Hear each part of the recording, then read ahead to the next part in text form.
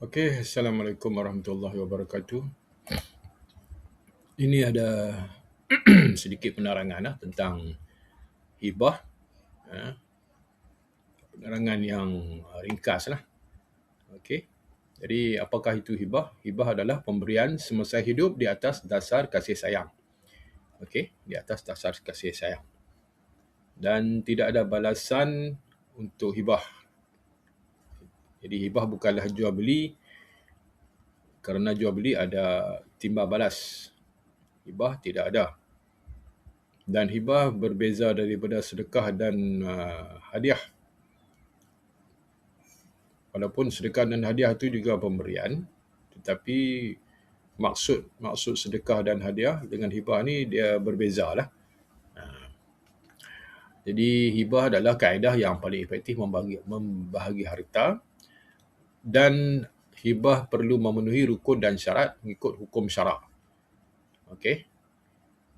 Apa yang boleh dihibahkan? Apa saja barang berharga yang ada nilai di sisi syarak boleh dihibahkan, termasuk barang kemas, hartanah, kenderaan, saham, wang, tunai, akaun bank, tabung haji dan seumpamanya lah. Okey. Tapi hartanah adalah harta yang paling kritikal lah yang perlu dihibahkan, kerana hartanah ni adalah merupakan satu jenis harta yang agak rumit kerana tertakluk kepada beberapa jenis akta lah. Dan urusan untuk menurun milik ataupun urusan yang berkaitan dengan hartanah ni lebih rumit daripada harta-harta yang lain. Jadi sekiranya kita hibah, dia akan lebih memudahkanlah pembahagian harta itu. Jadi apa beza hibah dengan wasiat? Ada beberapa perbezaan antara hibah dengan wasiat. Hibah ni dia dilakukan, diberi semasa hidup. Pelaksanaan hibah itu dia berlaku semasa pemberi itu masih hidup. Sedangkan wasiat ni, pemberian diberi semasa meninggal, wasiat itu dibuat semasa hidup, tetapi pemberian harta itu ataupun penerimaan harta itu berlaku selepas pemberi harta itu ataupun pewasiat itu meninggal dunia. Harta yang kita hibah tidak ada had, tak terhad, tidak ada had. Kita boleh hibah sebanyak mana harta, yang semua harta kita pun kita boleh hibah sampai tinggal tak ada apa. Tapi wasiat tak boleh. Wasiat dia tertakluk kepada 1/3 maksimum daripada net harta pusaka yang wajib difaraidkan. Sekiranya waris itu bukan, sekiranya penerima wasiat itu bukan waris. Kalau penerima wasiat itu waris, dia jadi cerita lain lah. Kalau kita nak bagi lebih daripada 1/3, perlu persetujuan semua waris-waris faraid. Semua lah, bukan seorang dua, semua. Lepas tu kalau kata ada waris yang bawah umur, yang OKU, dia ada sikit rumit lah. Sebab orang OKU, orang yang bawah umur ni, dia tidak ada taklif. Dia tak boleh buat persetujuan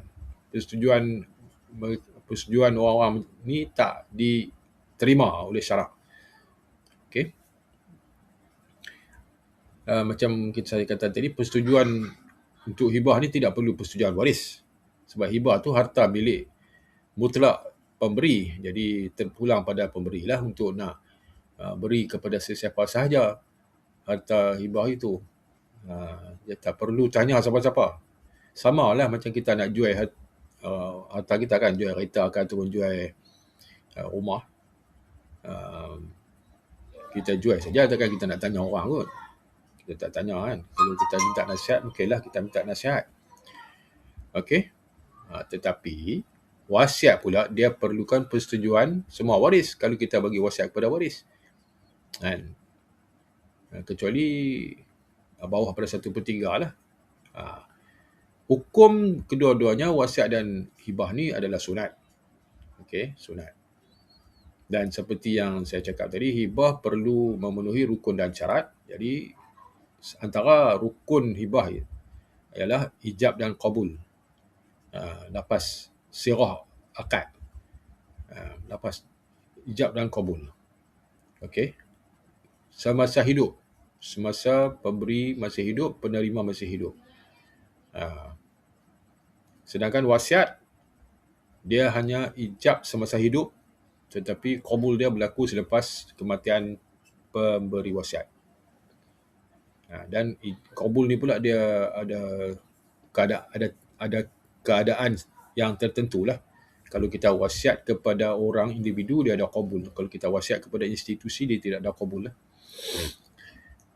Dan dari segi pindah milik, perpindahan harta itu, milik harta tu pindah milik lah. Selepas kita dah selesai semua rukun dan syarat hibah, maka harta hibah tu dari segi syariatnya menjadi harta pemberi hibah. Okey, sedangkan tu semasa hidup lah. Kan? Kita buat akad tu, kita buat rukun-rukun tu semasa hidup. Sedangkan wasiat ni dia selepas meninggal, barulah wasiat tu terlaksana. Jadi bila terlaksana, jadi harta tu pindah bilik kepada penerima sewaktu pemberi wasiat tu meninggal dunia. Itulah bezanya hibah dengan wasiat. Ada lagi perbezaan yang banyak lagi, tapi yang ni yang utama lah. Okey. Kemudian hartanah yang boleh dihibah ni termasuk hartanah yang dimiliki oleh pemberi. Tak kira lah hartanah apa. Kan, termasuklah hartanah yang bercagar. Yang bercagar. Okey.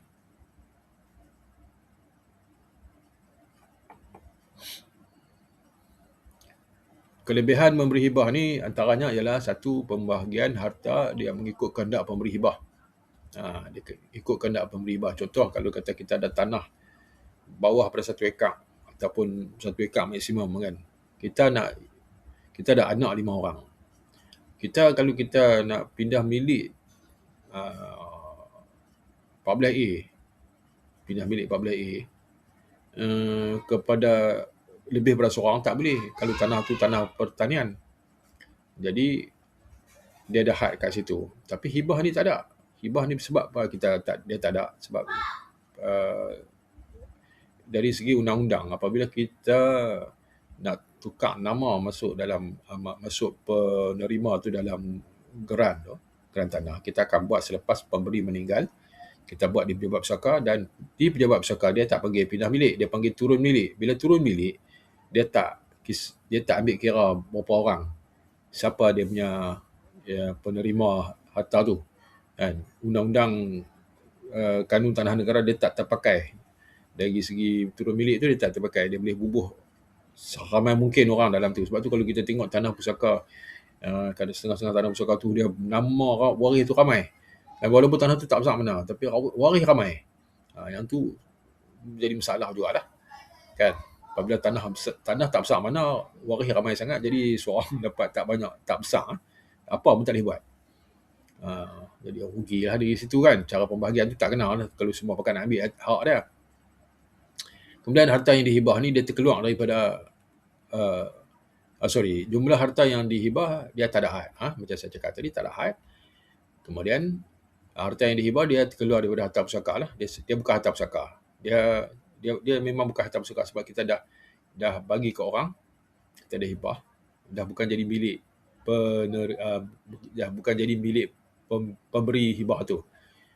Dah terkeluar daripada dia punya hak milik dia. Jadi bukan pusaka dia dah dari segi hukum. Kan? Kemudian kalau waris itu dia sunat untuk bagi sama rata lah. Dia bagi sama rata tu sunat. Ini Nabi suruh lah. Nabi SAW dalam hadis, ada satu hadis tu Nabi kata bagilah sama rata. Jangan Sebab lebih orang kata apa, lebih mengharmonikan suasana lah. Kemudian dia boleh dihibahkan kepada sesiapa yang dikehendaki lah, termasuk orang bukan Islam. Ini termasuk orang bukan Islam lah. Bukan untuk orang Islam saja. Kan? Okey. Siapakah golongan yang perlu membuat hibah? Golongan yang kritikal. Golongan yang kritikal ni dia ada lebih kurang 10 lah. 10 orang lebih macam tu.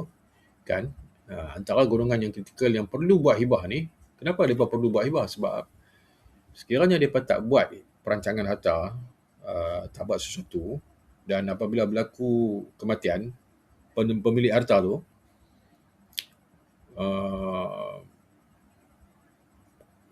kalau dia orang takluk termasuk dalam golongan kritikal ni, akan jadi kerumitan lah kepada waris-waris mereka.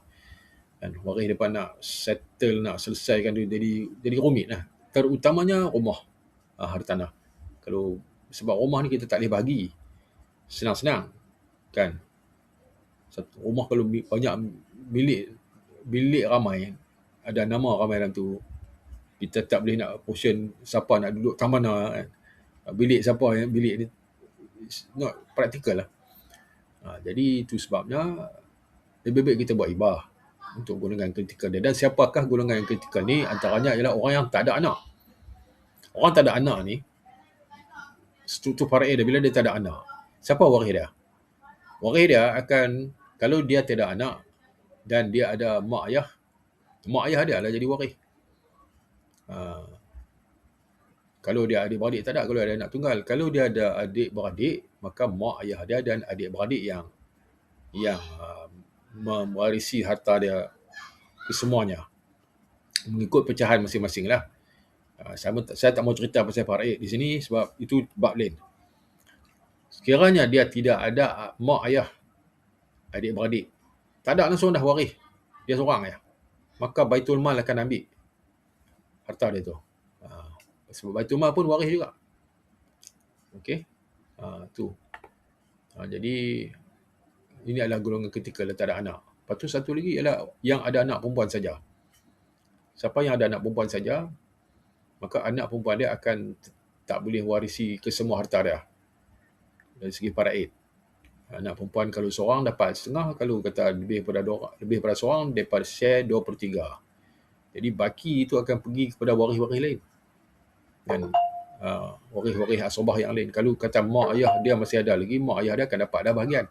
Masing-masing mak akan dapat 1/6, ayah akan dapat 1/6, anak akan dapat setengah ataupun 2/3, anak perempuan tu, dan baki akan dapat kepada adik-beradik kalau dia ada adik-beradik. Kalau dia tak ada adik-beradik, pak akan ambil baki. Bapak kepada si mati tau, bukan bapak kepada budak tu. Bapak budak tu dah mati dah tadi. Kan? Akan ambil baki. Tak apalah kalau dia ambil baki. Tapi kalau kata mereka ada adik-beradik, jadi kacau bilau. Jadi susah lah. Susah kalau tak muah pakat. Kalau muah pakat tak apa. Kan? Silat-silat bulan, rumah tu kena jual, anak tu tak ada rumah. Siapa? Pasal yang waris-waris adik-beradik tadi tuntut bahagian mereka. Tuntut wang tunai. Kan? Nilai rumah tu. Okey, yang ketiga adalah orang yang berpoligami. Orang yang ada isteri ramai ni, dia kena buat sesuatu lah. Kan? Tak buat pun boleh, tak buat apa pun tak apa. Tapi maklum lah kan. Nanti pekat dia berebut lah. Kompleks lah, dia punya cerita dia kompleks. Dan you all kena tengok kes-kes yang berlaku lah, kisah-kisah yang berlaku. Kalau you tengok, nanti saya bincang satu hari nantilah. Kes-kes yang berlaku, apa jadi kan dalam kes ini. Lepas tu orang yang nak bahagi sama rata harta mereka kepada anak perempuan dan lelaki, ni dia boleh hibah lah. Sebab anak perempuan dan lelaki ni kalau kata tak dibuat hibah, kalau mereka nak ikut faraid, mereka tak setuju bagi sama rata, mereka nak ikut faraid, dan terpaksa ikut faraid, perempuan akan dapat, anak perempuan akan dapat separuh daripada anak lelaki. Lepas tu individu yang tak berkahwin, kalau dia tak berkahwin, dia tak ada waris. Bila tak ada waris, sama macam tadi lah.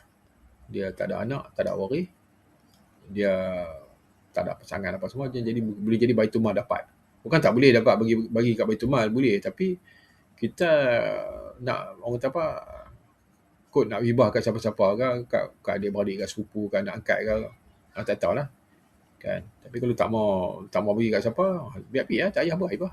Bukan semua orang nak kena buat hibah kan. Lepas tu yang nak kahwin semula, nak kahwin semula ni penting. Orang yang dah kematian isteri, kematian suami kan, dan ada anak daripada suami ataupun isteri yang tu, dan lepas tu dapat jodoh nak kahwin lain. Jadi benda ni dah berlaku dah. Okey. Apabila suami baru atau isteri baru meninggal, anak daripada isteri hak lama tu ataupun suami hak lama tu, dia dah isu lah. Dia tuntut sebab dia tak minat dengan pasangan ibu atau ayah daripada yang baru tu. Dan terutamanya kalau lebih muda daripada dia. Yang tu masalah. Berlaku dah kes ni, berkelahi. Banyak kes. Antara, kalau kata kes yang saya hadapi, tiga kes, tiga orang. Tiga ni ada problem. Kemudian anak OKU. Anak OKU ni pun satu lah. Anak OKU ni kalau kita, anak OKU, kalau kita tak jaga dia, kita tak sediakan peruntukan untuk dia, dia akan susah dah hidup dia nanti kalau kita tak ada. Anak dan ahli perniagaan. Ahli perniagaan dia penting. Golongan kritikal merancang harta ni ahli perniagaan ni. Yang nak menjamin kesinambungan perniagaan dia tu, dia patutnya kena buat perancangan lah. Sebab banyak kes berlaku yang mana peniaga usahawan, dia tak buat apa bila dia meninggal. Jadi bisnes dia tu tengah duk maju kan, dia meninggal, lepas tu dia tak tinggal successor. Ataupun kalau dia tinggal successor yang ni pun bukan waris dia. Jadi saham perniagaan dia dapat kepada waris. Bila dapat kepada waris dia tak, bukan imbas dalam bisnes tu, jadi waris dia tak tahu. Maka bisnes dia akan jadi terlingkup lah. Banyak lah kes yang jadi macam ni kan. Tak payah sebut lah mana kes pun, nantilah. Okey, pasangan yang satu lagi yang nak bagi rata ke pasal siapa saja. Dan yang beli rumah harta bersama. Beli rumah harta bersama ni penting. Dan kalau yang beli rumah harta bersama, dia kes macam ni. Kan, apabila berlaku kematian salah seorang daripada pasangan ni, bahagian dia yang dia miliki tu akan menjadi pusaka dia. Akan diwarisi oleh waris-waris dia. Dan sekiranya waris dia masih ada mak ayah lagi, mak ayah dia ni akan dapat bahagian. Dan jika dia ada adik-beradik itu kira menunggu sajalah untuk dapat bahagian tu, sebab mak ayah ni dah tua dah kan. Kubur dah dekat dah, tunggu masa dah. Dan rumah pula bila dalam pinjaman, kita tak boleh buat lagi pusaka kan. Kita tak boleh buat pusaka selagi kita tak settle dia punya grant. Memang banyak kes dah saya buat, lambat tak siap-siap sebab kita nak settle grant dia kan. Dia tak boleh lepas lagi discharge, dia punya loan tak bayar habis lagi, jadi tak boleh discharge, tak boleh nak dapat grant, tak boleh nak buat pusaka, kena tangguh sat dulu. Takut masa time kita tangguh tu, mak ayah yang dah tua tu, dia Allah panggil, jadi pusaka yang dia miliki tu dapat kepada adik-beradik lain. Bayangkan ni perempuan ni, suami dah meninggal, ada adik-beradik, ada ayah mak kan. Ayah mak dia dapat bahagian. Lepas tu duduk dalam masa tengah nak settle tunggu nak settle loan ni dah 5 tahun, mak ayah dah mati salah seorang. Maka bahagian dia ni dapat kepada adik-beradik. Isteri ni nak kena pergi bincang pula dengan ipak duai dia ni. Selalunya dengan ipak duai ni boleh tak kita nak bersembang? Masa bab ni saya cakap sangat susah. Emosi sangat tinggi masa ni. Sangat susah. Okey. Itu antara golongan yang kritikal lah. Kemudian isu harta bercagar yang dihibahkan ni, kita telah ada fatwa yang mengatakan ianya sah dihibahkan harta bercagar kan. Ini sebab ada orang yang duk canang kata harta bercaga ni tak boleh dihibahkan. Sedangkan sebenarnya boleh. Kan, dengan syarat-syarat tertentu lah. Kan. Okay, beberapa salah faham tentang hibah. Okay. Pertama, hibah lari daripada hukum faraid. Tak. Hukum faraid ni, dia wajib hanya bila berlaku kematian. Macam sembahyang lah. Macam haji lah. Haji wajib betul tak? Dia rukun Islam kan, haji. Wajib kan? Tapi lah ni wajib tak? Lah ni tak wajib buat haji lagi lah. Tak masuk waktu je kan? Dia kalau dia masuk waktu masa bila? Masa Masa Zulhijjah kan? Kena pergi Arafah. Masa tu baru dapat haji. Dia masuk waktu, boleh buat. Sama lah semayang. Semayang lah ni, semayang Zuhur tak boleh kan? Boleh semayang Zuhur tak lah ni? Ni lah ni pukul 10 pagi je. Boleh tak? Tak boleh. Semayang kalau semayang Zuhur tu hang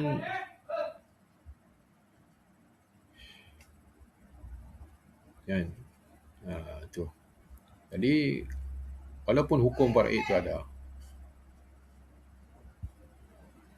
tak wajib lagi lah. Jadi boleh buat hibah. Boleh jual pun rumah tu. Kan? Lepas tu antara salah faham yang lain, pemberi hibah tidak boleh lagi menikmati manfaat harta. Yang ni pun tak betul sebab dia boleh menikmati dengan persetujuan penerima hibah. Lepas tu tukar milik harta mesti berlaku semasa hidup. Pun tak betul. Sebab dia bila rukun dan syarat terlaksana, hibah tu sah. Geran tu adalah instrumen keduniaan, instrumen duniawi. Jadi tak perlu, bukan rukun pun. Kan? Serupalah macam orang kahwin. Dan dia dah lepas akad nikah dah sah apa semua dah. Dia boleh bawa dah pergi masuk bilik. Walaupun sijil nikah tak keluar lagi. Kan? Macam itulah. Okey. Saya cerita sikit tentang carta ahli proses hibah. Jadi bila kita meninggal, bila pemberi hibah membuat hibah kepada penerima, dan apabila pemberi mati, maka terpaksa berlakulah proses pusaka. Proses pusaka ni untuk nak turun milik kepada waris-waris. Jadi semasa kita turun milik kepada waris, harta yang dihibah ni kita akan masukkan sebagai salah satu daripada harta yang akan diproses dalam jawab pusaka. Dia bukan harta pusaka, tapi kita akan masuk. Dan kita akan letak dalam permohonan harta tersebut diserah kepada penerima hibah mengikut bahagian dalam dokumen hibah. Jadi bukti dia adalah dokumen hibah yang kita buat tu. Jadi pegawai pusaka dia akan tengok bukti tu. Dia akan minta bukti dokumen hibah tu. Dan sekiranya waris masa tu tidak ada tentangan, maka dokumen hibah tu diterima lah. Tapi sekiranya waris-waris ada menentang, maka dokumen hibah tu pegawai pusaka tu akan memberi arahan supaya kes pusaka ni ditangguhkan untuk dapatkan surat kuasa tadbir, dan dokumen hibah tu disahkan, dan setelah disahkan dikembali untuk bicara kuasa untuk dapat perintah pembahagian yang muktamad. Jadi kes dia akan jadi panjang lah kalau waris itu menentang lah. Kena settle dalam court lah maksudnya, dalam mahkamah syariah, mahkamah sivil. Selepas dah settle dah apa semua, baru kita buat ulang bicara balik sekali lagi, dan kita settlekan turun milik itu sebut. Lepas tu kita daftar geran tu di Jabat Tanah, nama pun ditukar. Itulah proses hibah daripada mula sampai habis. Okey. Dan ini senario dia jika berlaku keadaan beginilah, waris muafakat, dia akan jadi macam ni. Kalau waris muafakat senang cerita. Dia tidak ada permintaan, dia terus bagi dokumen kepada pegawai pusaka, dan pegawai pusaka terus mengeluarkan perintah dan terus daftar di Jabat Tanah. Kalau waris menentang, maka proses pusaka ditangguhkan dan dibawa ke mahkamah syariah untuk buat pengesahan hibah. Kemudian diulang bicara untuk dapatkan perintah dan didaftarkan di Jabat Tanah. Sekiranya penerima bukan waris, yang ini anak angkat ataupun sebagainya, dokumen hibah dibawa terus ke mahkamah syariah untuk dapat pengesahan hibah, dapat perintah, kemudian terus dia proses pusaka dan seterusnya lah. Tu macam tu lah. Itulah dia hibah, catat ahli hibah komprehensif. Okey, sekian saja yang tu sedikit penjelasan tentang hibah. Moga-moga ada manfaat. Kalau ada soalan apa semua, bolehlah PM saya untuk nak bertanya dan saya akan jelaskan dengan lebih lanjut lagi. Terima kasih. Assalamualaikum warahmatullahi wabarakatuh.